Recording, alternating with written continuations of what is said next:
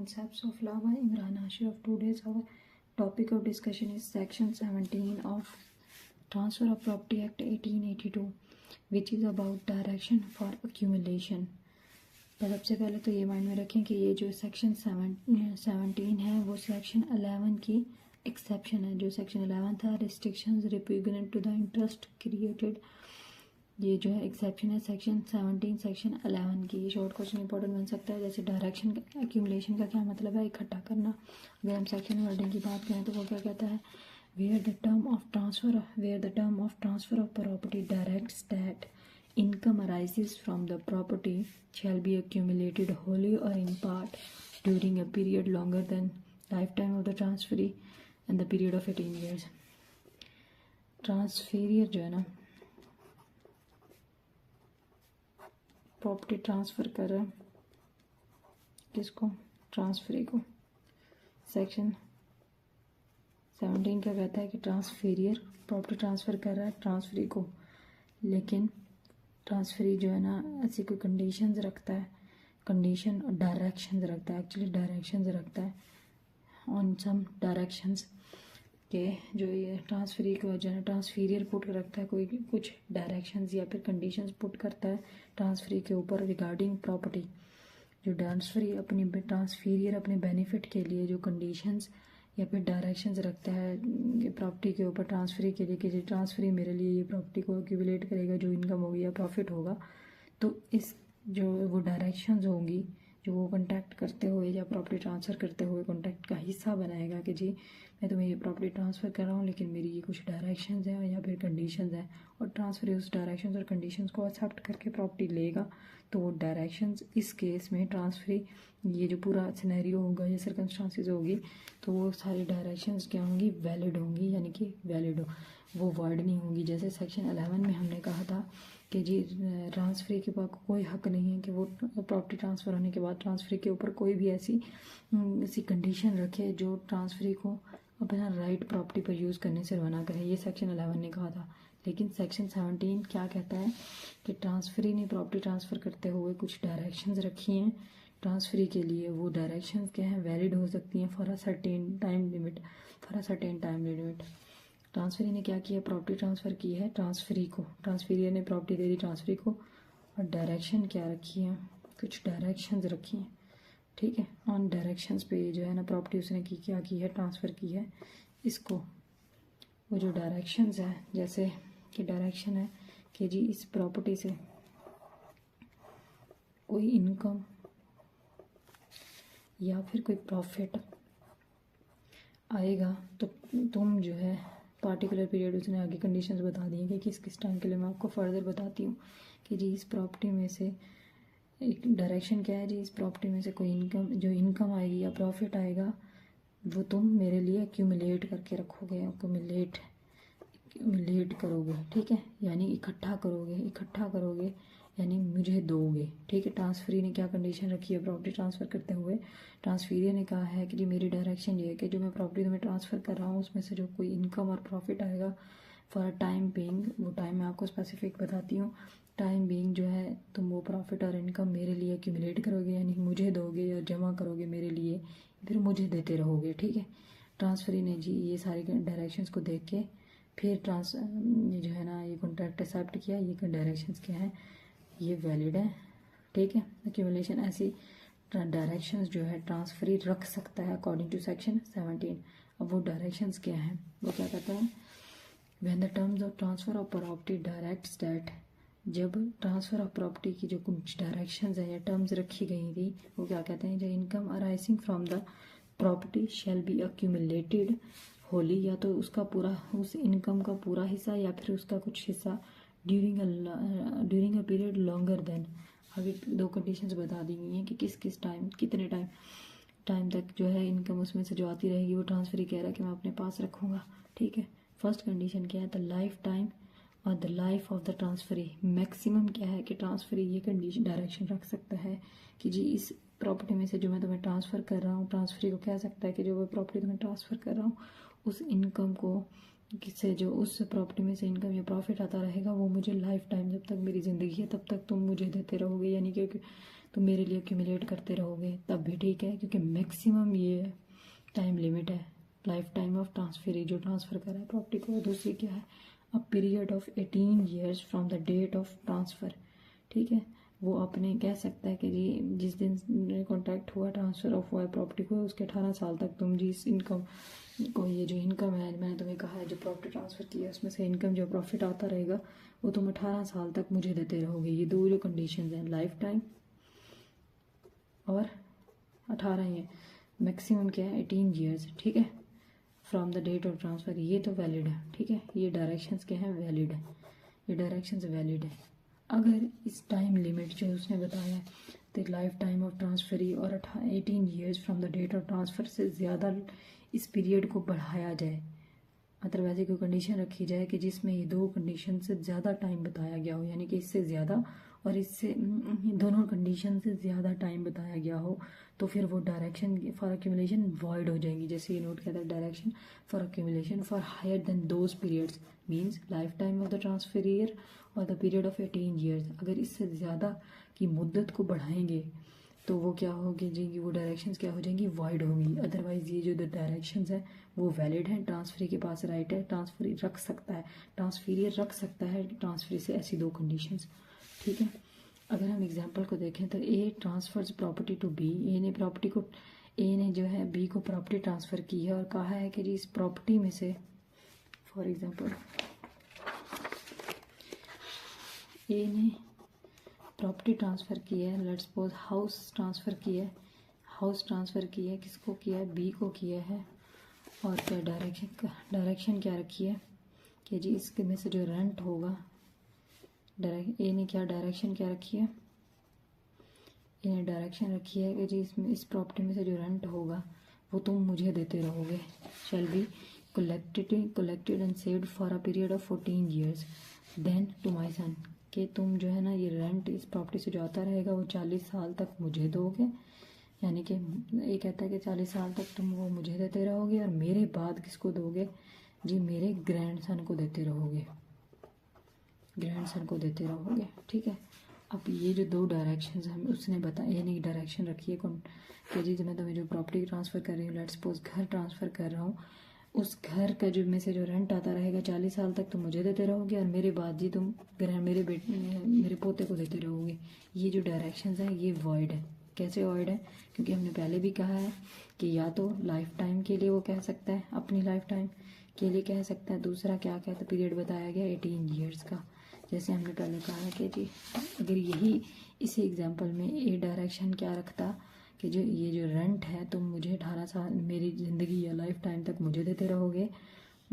या फिर कहता कि मैं 18 साल तक ये रेंट तुम मुझे देते रहोगे, तो तब ये डायरेक्शन क्या होती, वैलिड होती। लेकिन उसने डायरेक्शन ही ऐसी रखी है कि 40 साल तक तुम मुझे देते रहोगे और मेरे बाद ग्रैंडसन को देते रहोगे, तो ये डायरेक्शन क्या होगी, वॉइड होगी, क्योंकि इन दो डायरेक्शन ये जो टाइम लिमिट या पीरियड बताया गया इससे क्या है, टाइम ज़्यादा बढ़ा दिया गया, लैप्स कर दिया। अगर उसने 40 साल तक, लेट्स सपोज बी ने 40 साल तक उसको ही रेंट देते रहना और उसके बाद उसके ग्रैंडसन को देना,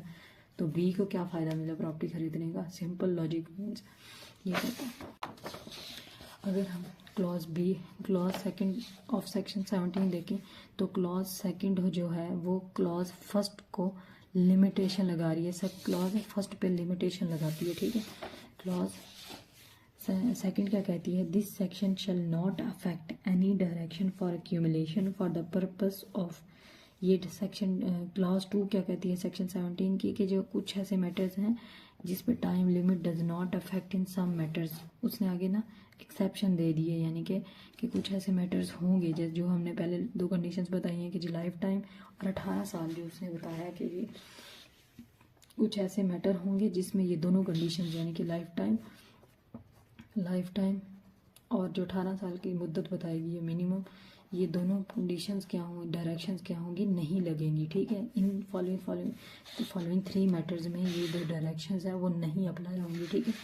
वो क्या कहता है कि time limit does not affect in this matter, time limit कौन सा, जो हमने पहले फर्स्ट क्लॉज में बताया, लाइफ टाइम और 18 ईयर्स, ठीक है।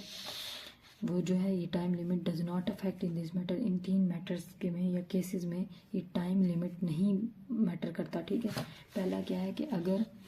Payment of debt of the transferee है, फॉर एग्जांपल पहली बार अगर उसको भी देखें, पहली बात उसने क्या किया है, पहला पेमेंट ऑफ डेट का केस है, ठीक है। डेट का केस है, अगर फॉर एग्जांपल ट्रांसफरी है, एक पर्सन है, ट्रांसफरी ने फॉर एग्जांपल ए ने प्रॉपर्टी ट्रांसफ़र की है बी को, और डायरेक्शन क्या रखी है कि जी इसमें से जो रेंट आता रहेगा वो तुम मुझे देते रहोगे। किस पर्पज़ के लिए देते रहोगे? रेंट बी के तो तुम मुझे देते रहोगे, पेमेंट अपना ए जो है, ए ने प्रॉपर्टी ट्रांसफ़र की है बी को, और उसको कहा है कि जो इस प्रॉपर्टी में से रेंट आता रहेगा तो मुझे देते रहोगे जब तक मेरी डेट की मतलब जो मैंने कर्ज लिया है उसकी पे अदायगी नहीं हो जाती, ठीक है। तुम वो मुझे ये जो इस प्रॉपर्टी जो मैं तुम्हें ट्रांसफ़र कर रहा हूँ उसमें से जो रेंट या प्रॉफिट आता रहेगा वो तुम मुझे तब तक देते रहोगे जब तक मेरे कर्ज की अदायगी नहीं होती। ए ने क्या किया है, प्रॉपर्टी ट्रांसफ़र की है बी को, और क्या डायरेक्शन रखी है कि जी इस प्रॉपर्टी में से रेंट जो आता रहेगा या प्रॉफिट आता रहेगा तुम मुझे तब तक देते रहोगे जब तक मेरे कर्ज की जो मैंने कर्ज लिया हुआ है उस मतलब लेट्स सपोज इसी प्रॉपर्टी के रिलेटेड उसने मतलब कर्ज लिया हुआ है, तो क्या वो कहता है कि जब तक मेरे कर्ज की अदायगी नहीं होगी तब तक तुम इसमें से प्रॉफिट जो आता रहेगा मुझे देते रहोगे। तो ये क्या है, वैलिड है। इसमें इस केस में पेमेंट ऑफ डेट में जो है टाइम लिमिट जो हमने पहले बताई कि 18 साल टाइम लिमिट जो होगी नहीं लगाई जाएगी, डजेंट मैटर, ठीक है। क्योंकि हमने पहले टाइम लिमिट बताई गई कि 18 साल या फिर लाइफ टाइम के लिए वो कह सकता है, तो ये दोनों टाइम लिमिटेशन जो है ना इस केस में नहीं पर लगेगी, ठीक है। ये कहता है क्लॉज सेकंड कहती है। तीसरी बात क्या कहती है, the provisions of the portion for the children और remoter issues of the transferor. For example A ने प्रॉपर्टी ट्रांसफ़र की है, ठीक है, बी को, और डायरेक्शन क्या रखी है कि जी इसमें से जो रेंट या ये डायरेक्शन या फिर रेंट, डायरेक्शन क्या रखी है, जो रेंट और प्रॉफिट आता रहेगा वो मेरे बच्चों के लिए यानी कि फ्यूचर फ्यूचर एक्सपेंसिव के लिए, मेरे बच्चों के फ्यूचर एक्सपेंसिव के लिए यूज़ होगा। लेट्स से फॉर एग्जांपल उसने डायरेक्शन क्या रखी है, रेंट और प्रॉफिट इस प्रॉपर्टी में से आता रहेगा तो मुझे देते रहोगे जब फॉर एग्जांपल जब मेरे बेटे की शादी तक, फॉर एग्जांपल जब मेरे बेटे की शादी के लिए या फिर एजुकेशन के लिए, जब तक मेरे बेटे की एजुकेशन चल रही है। फॉर एग्जांपल मैंने प्रॉपर्टी ट्रांसफ़र की है बी को और डायरेक्शन रखी है जी इस प्रॉपर्टी में से जो कोई डायरेक्शन क्या है कि प्रॉपर्टी में से जो रेंट या फिर प्रॉफिट आ रहा है तो मुझे देते रहोगे जब तक मेरे बेटे की एजुकेशन कंप्लीट नहीं होती, ठीक है। जब तक मेरे बेटे की एजुकेशन कंप्लीट नहीं होती तुम इस प्रॉपर्टी में से जो रेंट होगा या फिर प्रॉफिट होगा मुझे देते रहोगे। तो इस केस में भी टाइम लिमिट का कोई वो नहीं होगी, लिमिटेशन नहीं होगी, इसकी में भी टाइम की कोई लिमिटेशन नहीं होगी जब तक उसके बेटे की एजुकेशन नहीं होगी। ये क्लास 2 कहती है कि ये 3 एक्सेप्शंस हैं जिन केसेस में time limit does not affect करेगा। जो टाइम लिमिट हमने 18 साल और लाइफ टाइम बताया गया। दूसरा क्या है, preservation and maintenance of the property of transferred, preservation and maintenance of the transfer of property. For example A ने प्रॉपर्टी ट्रांसफ़र की है बी को और डायरेक्शन क्या रखी है जी इसमें से खास इसके रेंट में से या फिर इसकी इनकम में से या फिर इसके प्रॉफिट में से कुछ खास परसेंटेज जो है तुम खास परसेंटेज किसके लिए लगाई जाएगी, इस प्रॉपर्टी की प्रिजर्वेशन यानी कि इसकी मरम्मत के लिए, इसकी मेंटेनेंस के लिए लगाई जाएगी, ठीक है। तो ये डायरेक्शन जो ए ने लगाई है कि जी मैं तुम्हें प्रॉपर्टी तो ट्रांसफ़र कर रहा हूँ लेकिन मेरी डायरेक्शन क्या है कि जी तुम इस प्रॉपर्टी में से कोई जो इनकम है प्रॉफिट और या रेंट आता रहेगा उसका कुछ हिस्सा जो है इसी प्रॉपर्टी की मेंटेनेंस के लिए, मरम्मत के लिए या फिर प्रिजर्वेशन के लिए लगता रहेगा तो ये डायरेक्शन इसमें भी टाइम लिमिट नहीं होता। ऐसी केस में भी, इन सिचुएशन में भी टाइम की लिमिटेशन नहीं होती। जो टाइम लिमिटेशन हमने पहले बताई है, लिमिटेशन डजंट अफेक्ट, ठीक है। सेक्शन 41 क्या कहता है, 17 of transfer of property act क्या कहता है कि जी ट्रांसफीरियर अपने फ़ायदे के लिए कॉन्टैक्ट करते हुए कुछ डायरेक्शंस लगा सकता है ट्रांसफरी को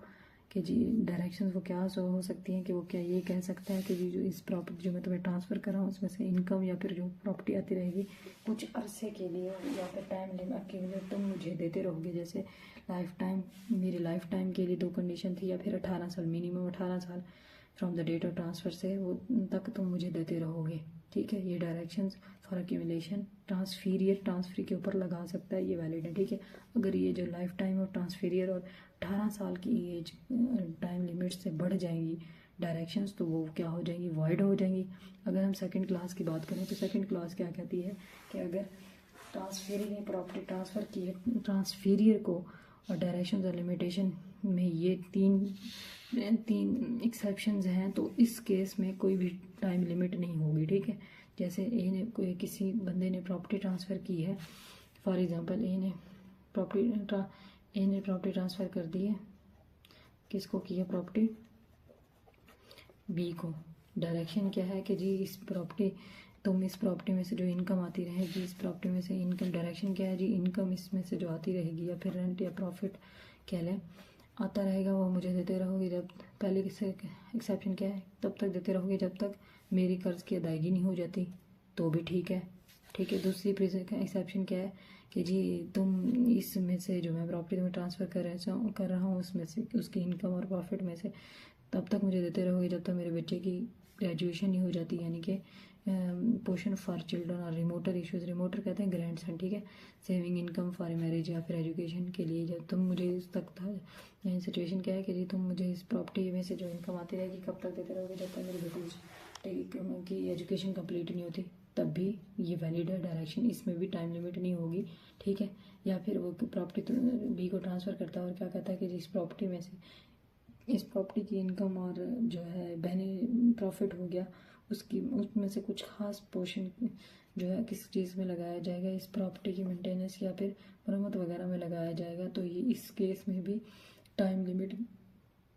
जो डायरेक्शन हमें टाइम लिमिट होगा अफेक्ट नहीं करेगा, ठीक है। ये था section 17 of transfer of property act